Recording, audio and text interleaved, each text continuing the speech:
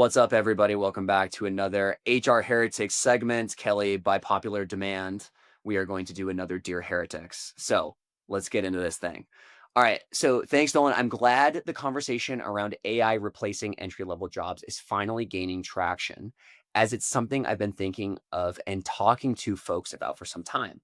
There's two recent headlines. So one is from Axios, and they are calling it like the white collar bloodbath, specifically talking about how early stage jobs are going away. Then Josh Bersin, who is a widely renowned HR author, he writes about HR stuff. His article is no, entry level jobs are not going away. So opposing views here, Kelli. And so what the author of this post says is, while I fully agree with Josh Bersin that companies need young talent for generational transition, innovation, and long-term success, I've heard virtually no example of companies actually putting in the work now to redefine entry-level roles or rebuild talent programs. I feel like most companies today are still very much in the mode of reducing staff and being as lean as possible. But to me, figuring out how to best leverage young talent is as critical as ever, as the AI adoption innovation landscape is just shifting so fast. So Josh says in his article that almost every HR leader or head of recruiting told me that they are rebuilding their entry-level development programs for young employees. So what are the concrete examples? Would be awesome to get leaders to talk about this. So Kelli, what's your take on this thing? Have you seen people actually thinking about like bringing in young people and actually building programs around this, given the AI boom? I personally have not seen a lot of like where the rubber's hitting the road here. And, it might be controversial, but I feel like that's been the whole jam with this AI thing in general. It's like, woo, AI, but where is it happening? Like, we just went to a event last week and I know you had a dinner and I talked to about 50 people in person after doing a live podcast and I couldn't get a lot of like, give it to me. Like, let me touch it and feel what you're doing around this. And so again, I think we're kind of hovering over the thing and there's a lot of talking about it, but I haven't seen a lot of it like happening. Now, let's pretend it is happening, right? Let's fast forward into the future. I was talking to a guy last week about AI and replacing entry level jobs and all these things. And I kind of had a point of like, I don't know if entry level jobs are going away. I just think the puck has moved as far as what the entry level job now is. What do you mean? Say more. Let's just take, I don't know, I don't even know the example, but let's just pretend like 20 years ago, I came in as an intern doing, task A for an entry level job. AI now does that. I don't need to do task A with a human anymore. Yeah. But now the entry level job is task B. One level up because it's just the waterline has now changed. Like the definition of what entry level is now is changing because humans don't have to do the old entry level. Does that make sense? Yeah. Okay, I hear you on that. I have a slightly more nuanced take on this. So my take is like number one, talk to any chief people officer at from growth to enterprise company, and they will all tell you headcount's basically flat or down from what it was in 2022. Every single one, almost with uniform, it's like we're flat or down.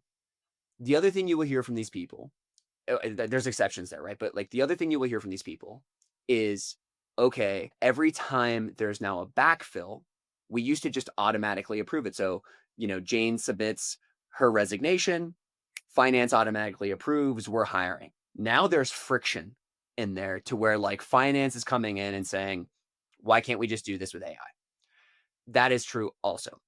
Then the other piece that I'm starting to notice is, to your point around AI is replacing what used to be a very like floor level job and now it's like up leveling it. I'm actually seeing that get bundled into existing roles that are not entry level.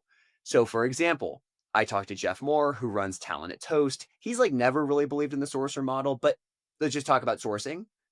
Sourcing is now being thrown into the recruiter's job, and there are very few sourcing roles compared to what it used to look like before. Like now that's part of a full cycle recruiter's job, and it's an addition to what they were already doing.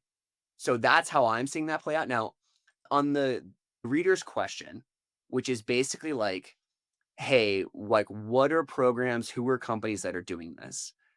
I know of one company that is investing huge into early stage talent right now, and it's Coinbase. That's the only company that I know of that cares about this, that is like put the flag up and said, we are going to do it. Now, what is true about Coinbase and why does it matter? Their leadership team wants this. This isn't the chief people officer saying, like, we should invest in new grads. That's not what's happening there. This is Brian Armstrong, who's the CEO, and Emily Choi, who's the COO, saying, we believe we need to invest in the next layer of talent here. We want to grow these people internally. They're going to bring skills that we don't know. And so LJ, who's the chief people, go execute on this thing, build us a program and make it fucking happen. That's what's happening. Hey everyone, we'll be right back in a moment after a word from our sponsors. Your workforce is your organization's greatest strength and often its largest single expense. But without the right tools, understanding where your workforce spend is going or how it impacts your bottom line can be a challenge. That's where Planful comes in. With Planful, HR and finance teams get the clarity they need to make smarter workforce decisions, gain real-time visibility into workforce fluctuations, forecast with confidence, and adjust talent acquisition plans collaboratively based on costs today and into the future. No more guesswork, just data-driven insights to help you plan with accuracy. And the best part, Planful is fast and easy to implement, so you can be up and running in weeks, not months, with minimal IT support. Plus, as your company grows, Planful grows with you, providing endless runway for strategic workforce planning at any scale. Ready to take your workforce planning to the next level? Join over 1,500 organizations already using Planful. Visit planful.com/heretics to learn more.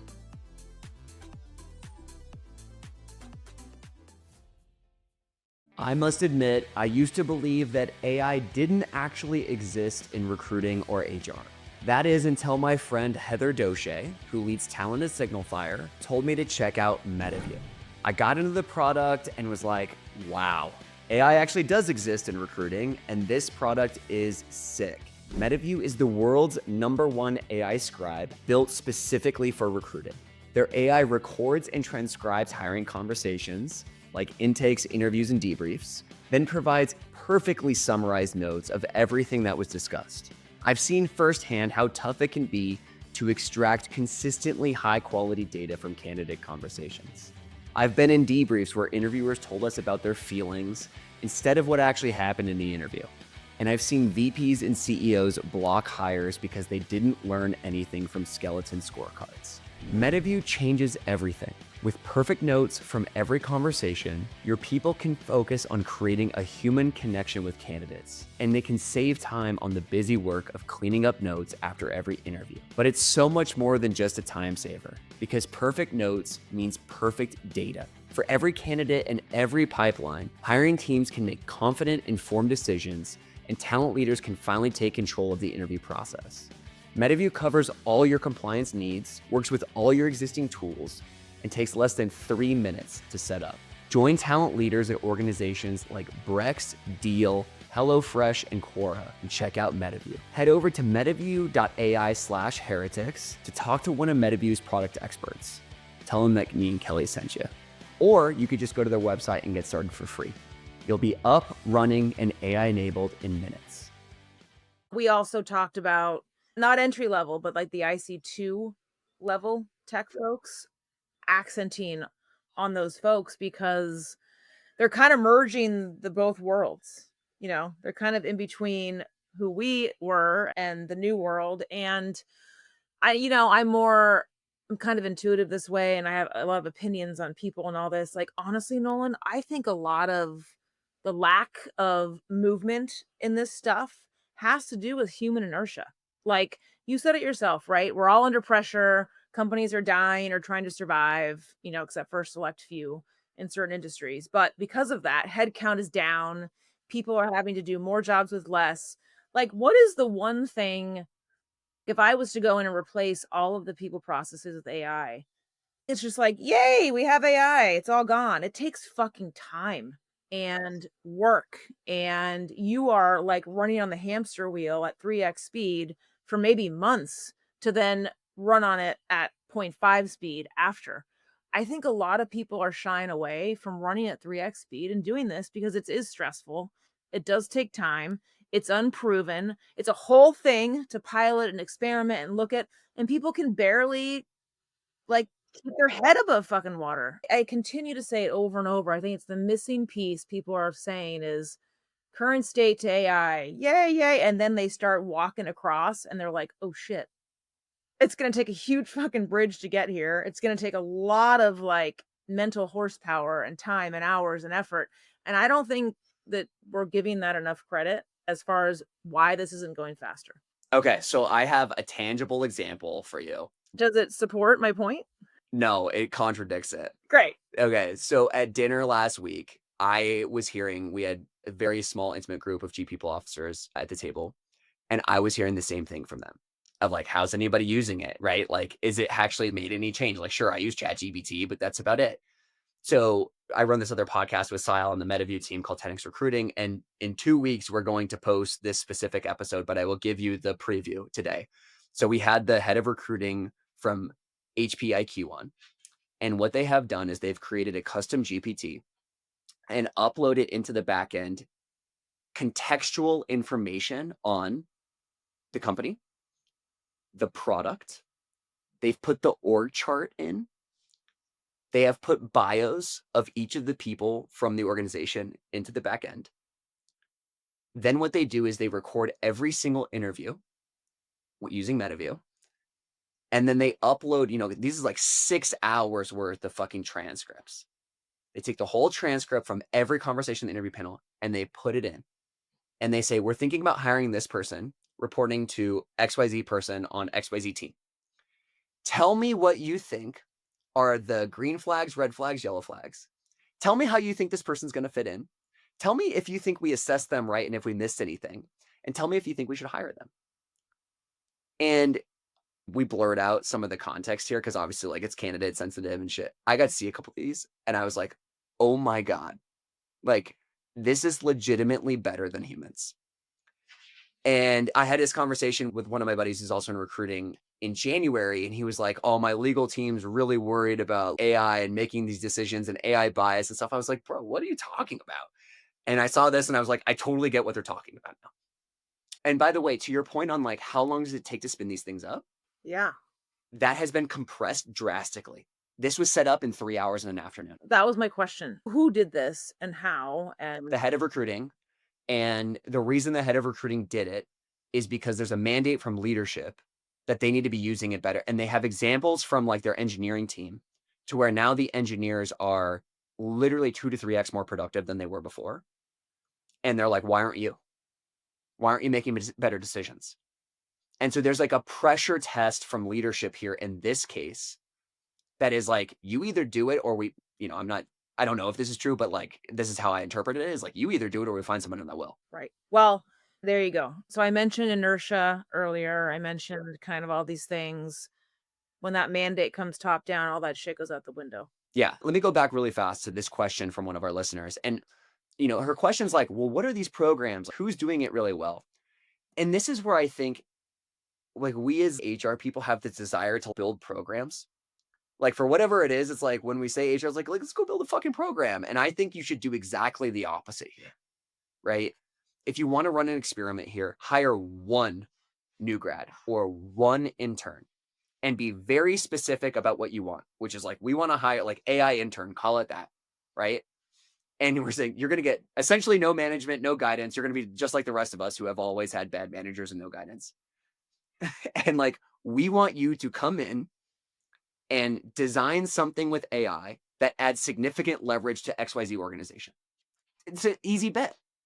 Yeah, I just wanna ask on that because I think we still see the emails, I still see them almost daily. Like, what is the best tool for this? What program are you using for that? And what I would say to this listener, and to be honest, I'm getting used to it myself, right? 25 years in this business and changing things. The notion of how things should be done using what is all out the window. It's gone. Do you use ChatGPT? Yeah, we talked about this last week at this event. Like, even that question, what companies are using AI for this I think it's gonna be all different shapes and sizes, and I don't think it's gonna be one answer anymore. I agree. That's actually a really good point, Kelly, which people are looking for. They're looking for analogs. They're looking for like, oh, well, this company uses this tool, so I'm going to use this tool. But the thing is like what I learned with these custom GPTs, everyone uses ChatGPT now, but it's the custom GPT context that adds the leverage and the power and specifically the prompt. And so that is all like, you have to just do that yourself. The biggest thing I learned from this series, and you guys should listen to it, it's on 10X, is this stuff takes as short as 10 minutes to set up initially. That's what blew my mind. That's what completely changed my game. Maybe I'll do one. Maybe we should do one next week about like the copywriter that I built that I'm now using for my LinkedIn posts. And the first one that I used, Kelly, with this copywriter thing, I had to edit 3 words. It sounded just like me. Oh my gosh. It was crazy. Gosh. Well, I listened to a podcast last week on the way to SF. Have you heard of this Bordy.ai? Yeah, of course. It's incredible. Like, that person could be like your recruiter that used to be a team of 10. So maybe, the jobs are getting replaced, but like it's Bordy.ai, .io. I was like, oh my gosh. It is wild to me how much our actions and tasks from years ago can literally be done with AI thousands of times, millions of times by like each minute. That is the thing that I think that we need to get really comfortable with, is not just like, oh, we're replacing 3 people. This is like replacing everybody. It's a brand new paradigm. Yeah, exactly. So the last thing I'll mention is Gary Tan, who's the CEO of Y Combinator, said last week, the alpha that exists in AI right now is the biggest it will ever be because we're all on the frontier trying to figure it out together. And so there isn't like here's the program in place that you're going to have to invent it from first principles, from the foundation level of your company. There isn't another example that you're going to be able to borrow from yet, but that's what's going to be coming soon. Wild. Yeah, fun times. So good luck, guys. Have fun out there. Thanks all. HR Heretics is a podcast from Turpentine, the network behind Econ 102, Moment of Zen, and Turpentine VC. Subscribe, 5 stars, share it on Apple, YouTube, Spotify, anywhere you get your podcasts, all the things.